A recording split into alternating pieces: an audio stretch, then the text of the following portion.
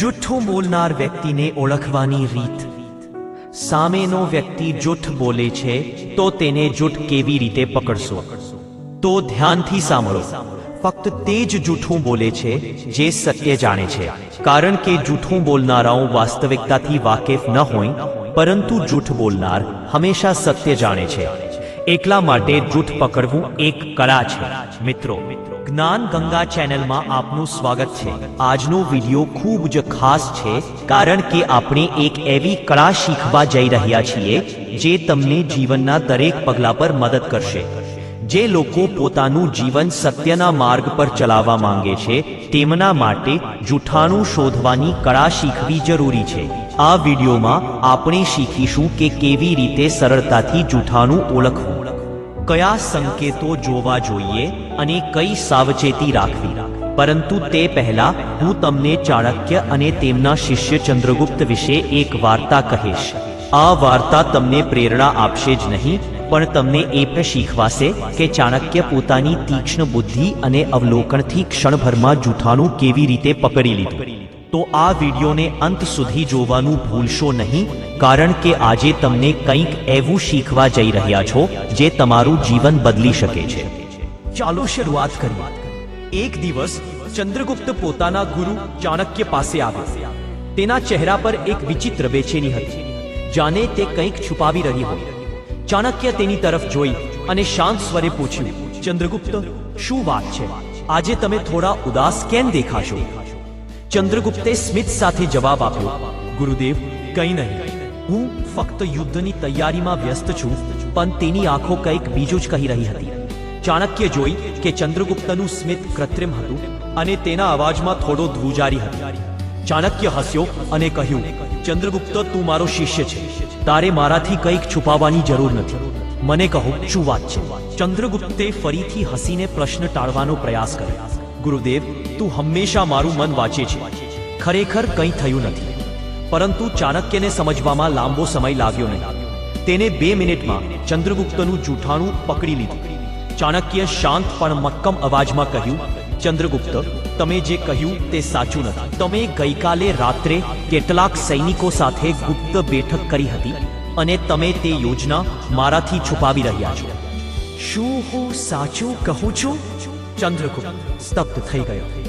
તેની આંખો આશ્ચર્યથી પહોળી થઈ ગઈ. તેને હિંમત એકઠી કરી અને કહ્યું, ગુરુદેવ, મેં ખૂબ વિશ્વાસથી ખોટું બોલ્યું. તમે મને આટલી સરળતાથી કેવી રીતે પકડી લીધો? કૃપા કરીને મને આ કળા શીખો. ચાણક્ય હસ્યા અને કહ્યું, મારા શિષ્ય, જૂઠાણું શોધવું એ જાદુ નથી, પણ નિરીક્ષણ, ધીરજ અને બુદ્ધિથી આવતી કળા છે. આજે હું તમને જૂઠાણું કેવી રીતે ઓળખવું અને સત્ય કેવી રીતે જોવું તે શીખવીશ. પણ પહેલા હું તમને બીજી એક વાર્તા કહું જે આ કળાનું મહત્વ સમજાવે છે. એક નાનું ગામ હતું, લીલુંછમ, શાંત અને પ્રામાણિક લોકોથી ભરેલું. તે ગામમાં એક વેપારી રહેતો હતો. તેનું નામ ધર્મદત્ત હતું. ધર્મદત્તની ઘીની દુકાન આખા ગામમાં પ્રખ્યાત હતી. લોકો કહેતા હતા કે તેનું ઘી સૌથી શુદ્ધ, સુગંધિત અને સ્વાદિષ્ટ હતું, જે તાજા ગાયના દૂધમાંથી બનેલું હતું.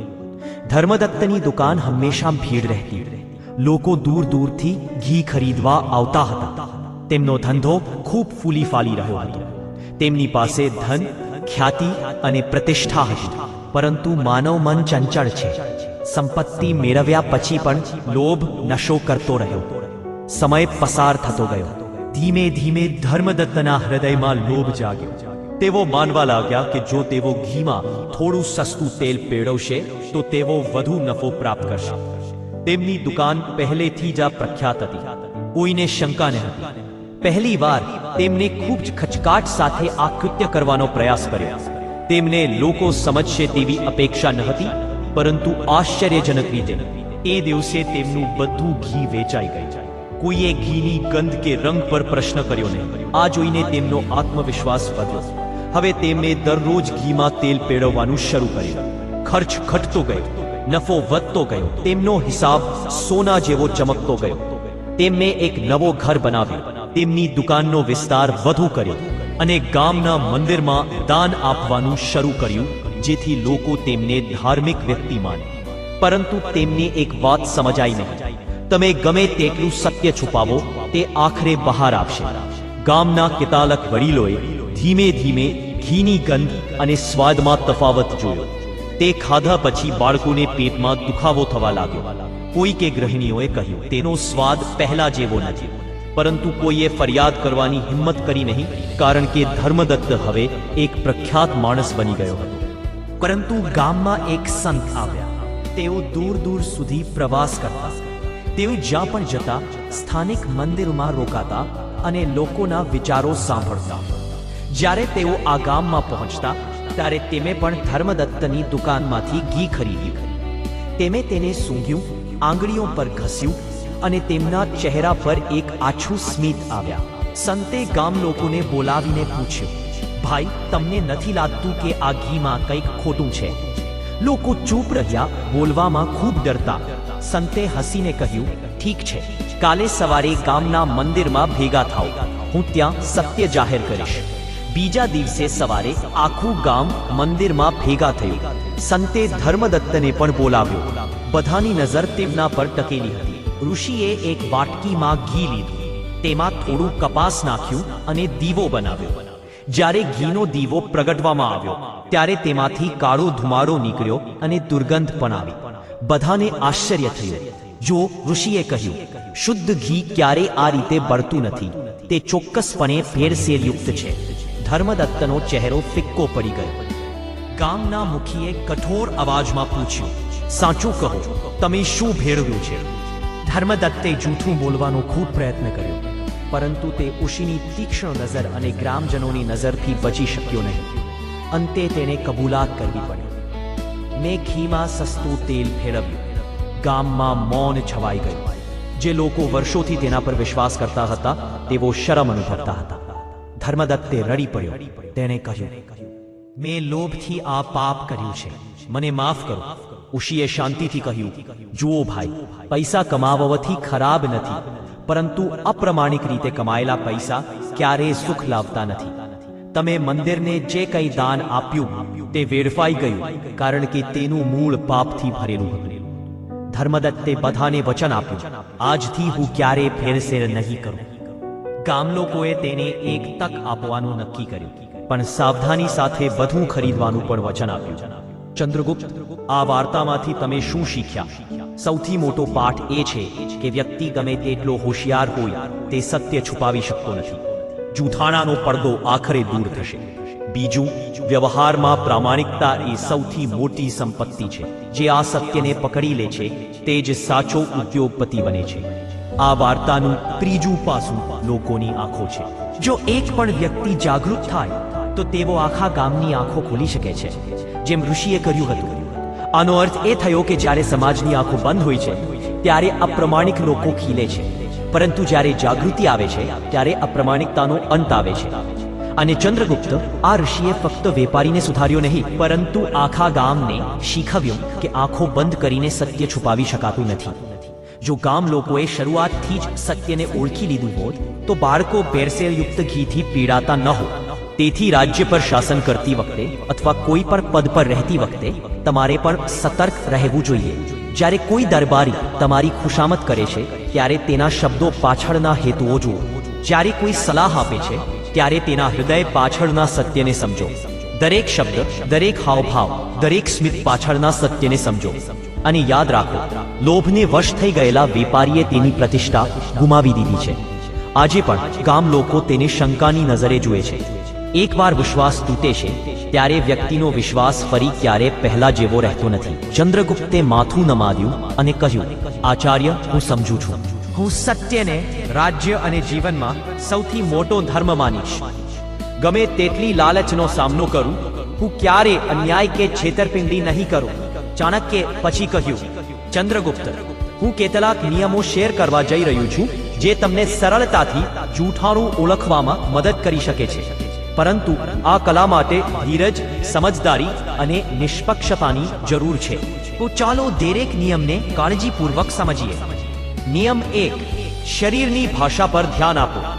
જ્યારે કોઈ વ્યક્તિ જૂઠું બોલે છે ત્યારે પહેલા તેની શરીરની ભાષા બદલાય છે.